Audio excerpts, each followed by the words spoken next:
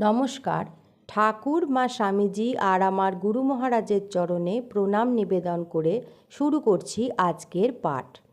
আজ আমি আপনাদের স্বামী ভূতেশানন্দজি মহারাজের বলা আমাদের মতো সাংসারিক মানুষদের কিছু প্রশ্নের উত্তর শোনাব।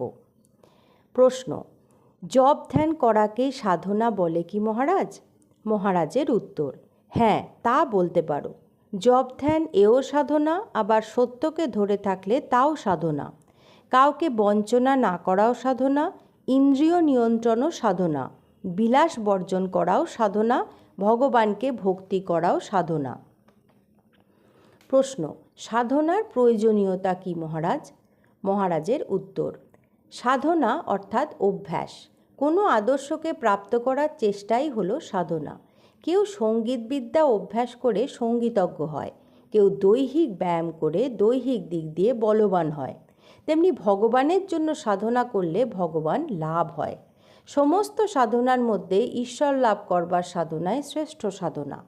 প্রথমে আমাদের একটি লক্ষ্য বা উদ্দেশ্য ঠিক করে নিতে হবে। ভগবান লাভ যদি উদ্দেশ্য হয়, তবে লক্ষ্যে পৌঁছতে হলে সাধনা ছাড়া উপায় নেই। সাধনা না করলে মনের বা আধ্যাত্মিক শক্তি পাওয়া যায় না। অতএব এই ধরনের শক্তির অভাবে ভগবান লাভ হয় না। দিনের পর দিন ভগবানের জন্য সাধনা করতে করতে সাধক ভগবানের মতো শুদ্ধ, তার মতো প্রবৃত্ত হয়ে যায় এবং সাধকের মধ্যে ভগবৎ সত্তারও প্রকাশ পায়। সোনার ওপরে ময়লা পড়ে থাকলে সোনাকে প্রথমে চেনা যায় না, কিন্তু ময়লা পরিষ্কার করলে বোঝা যায় এটি সোনা। তেমনি মানুষের মনের ময়লা দূর করে তার ভিতরে দেবত্বকে জাগ্রত করার জন্যই সাধনার প্রয়োজন হয়। অন্তর থেকে সাধনা না হলে তা কখনো ফলপ্রসূ হতে পারে না। যে লক্ষ্য স্থির করে আদর্শ প্রাপ্তির জন্য আন্তরিকভাবে চেষ্টা করছে, তার সাধনায় ফল হবে। লক্ষ্যে পৌঁছতে চায় যে, সে তার সমগ্র জীবন সেই দিকেই চালিত করবে। স্বামীজি অমরনাথ যাবার সময় যখন কাশ্মীরে ছিলেন, সেখানে অন্য সাধুদের খালি গায়ে যেতে দেখে স্বামীজি বলেছিলেন, এতে কেবল শরীরকে কষ্ট দেওয়া। অবশ্য স্বামীজি আরও বলেছিলেন, তিতিক্ষারও প্রয়োজন আছে, তা না হলে বিলাসিতা ও স্বাচ্ছন্দ্য এসে সাধকের সাধনাকে গ্রাস করে। গীতাতেও অতিরিক্ত তিতিক্ষার নিন্দা করা হয়েছে। প্রশ্ন: কিভাবে সাধনা করব মহারাজ? মহারাজের উত্তর: নিয়মিত জপ করবে, তারপর তার কথা সর্বদা চিন্তা করবে। জপ করে অস্থির মন স্থির করা যায়। জপ করতে হয় বলে যান্ত্রিকভাবে জপ করছি তা নয়, ভাবের সঙ্গে জপ করতে হবে। তাকে আপনার বলে মনে করে তাঁর নামে যে রস আছে সেই রসাস্বাদন করে জপ করতে হয়, তবেই ঠিক হবে। জপ, ধ্যান, সৎসঙ্গ, সৎগ্রন্থ পাঠ এসবই করতে হবে। ভাববে যে কি করে আমি এই দিনটি কাজে লাগাবো। বর্তমানকে কাজে লাগাও, ভবিষ্যৎ আপনিই ঠিক হয়ে যাবে। সাধন ভজন যা হচ্ছে বলে মনে করছো, তার চেয়ে আরও অনেক বেশি হওয়া দরকার। সর্বদা এ কথা মনে রাখবে। আত্মতৃপ্তি এলে তো বসে গেলে। যত সৎসঙ্গ, সৎ চিন্তা, সৎ প্রসঙ্গ এইসব নিয়েই আধ্যাত্মিক পথে চলতে হবে। সব রকমভাবেই করতে হবে। রোজ রোজ এক জিনিস খেতে কি ভালো লাগে? একেবারেই না। তাতে একই স্বাদ টেস্ট পাবে। একঘেয়ে ভাব কাটানোর জন্য তোমরা নানা রকম জিনিস খাও। যাই হোক, আগে যা বললাম, সময়কে কাজে লাগাও। প্রশ্ন: ভক্তের অহংকার কী? মহারাজের উত্তর: আমি তার ভক্ত, এই হলো ভক্তের অহংকার। এই রকম অহংকার থাকা ভালো। প্রশ্ন: ভক্তেরও কি ভক্তির ঐশ্বর্য থাকে? মহারাজের উত্তর: বিষয় থেকে নির্লিপ্ত হয়ে যাওয়া, ভগবানের চিন্তায় মগ্ন হয়ে যাওয়া, এইগুলি ভক্তির ঐশ্বর্য। প্রশ্ন: নারদীয় ভক্তি বলতে কি বোঝায় মহারাজ? মহারাজের উত্তর: নারদীয় ভক্তি মানে নিষ্কাম ভক্তি। নারদীয় ভক্তি ও শুদ্ধা ভক্তি একই। শুদ্ধা ভক্তি ও নিষ্কাম ভক্তি, এর মধ্যে কোনো কামনা নেই। মনে রাখবে, ঠাকুর যা বলেছেন, যখন শ্রীরামচন্দ্র নারদকে তাঁর কাছ থেকে বর নিতে বললেন, নারদ তখন বলেছিলেন, রাম, আমার আর কি বাকি আছে, কি বর লব?